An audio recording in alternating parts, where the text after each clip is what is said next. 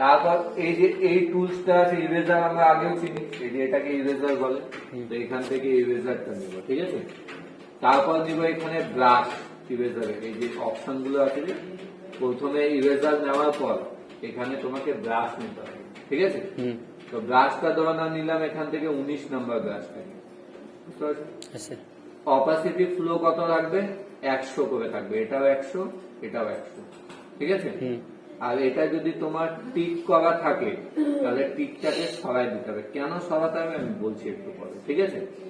তারপর আমি যদি ব্যাকগ্রাউন্ডে এরকম করে ঘষি তাহলে ছবিটা কি হবে, ব্যাকগ্রাউন্ডটা।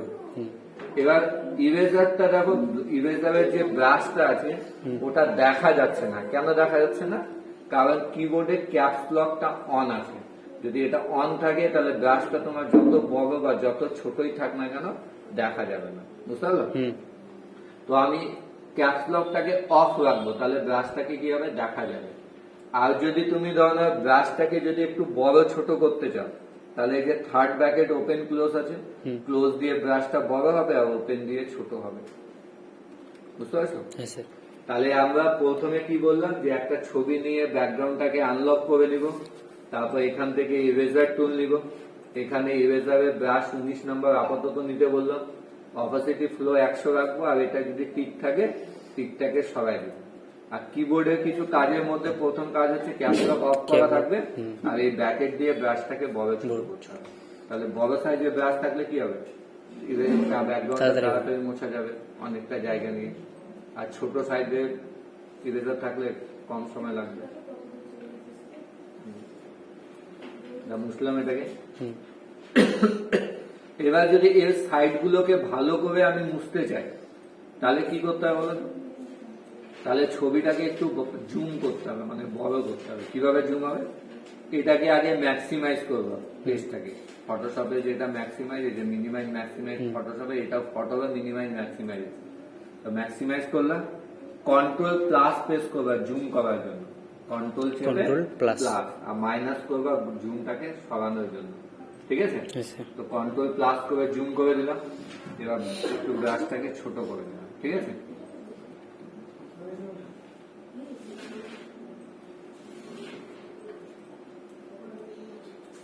পেলা এক্সেসটা পেলা, আসুক ওই যে ব্ল্যাঙ্ক ডেটাবেসে যাও, আসুক না বলুন কি আছে, আসুক।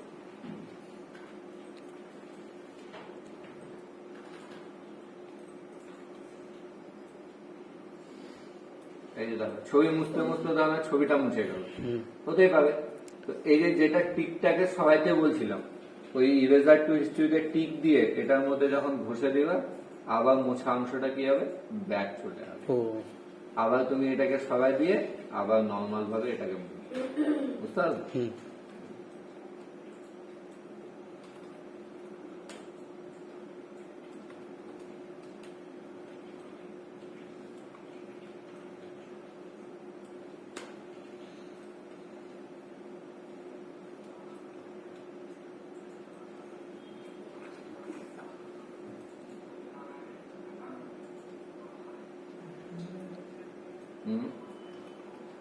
এটা বুঝে যাচ্ছে।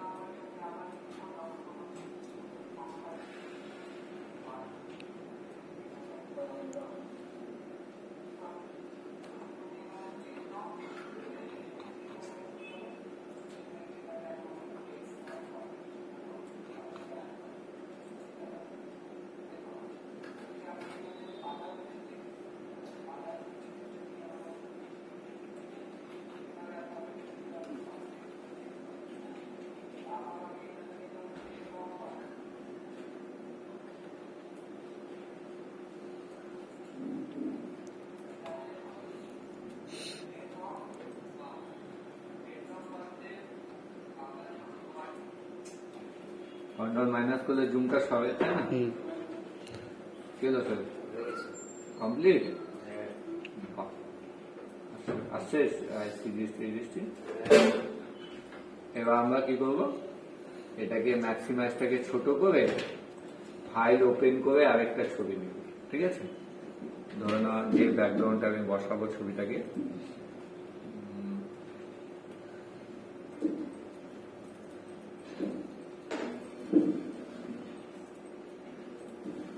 মুভ টুল নিয়ে আগের মতো এটা মুভ করা যায়, তাই না?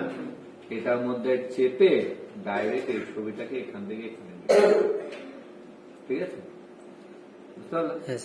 কন্ট্রোল টি দিয়ে এটাকে আমরা কি সাইজটা ছোট বড় করে নিই, ঠিক আছে। আর সাইড গুলোকে একটু স্মুথ করার জন্য, যে সাইড গুলো ধরনের কেটে বসানো হয়েছে এবং দাগগুলো আছে, যে এখানে একটা টুলস আছে ব্লার টুল, যেটা ইরেজারের নিচেরটাই একদম, এটাকে 100 করে দিবে, এখানেও ব্রাশ একই রকম দেখাবে, যে ঠিক আছে। তো এটাকে একটু সাইড গুলো এভাবে বসে দিই।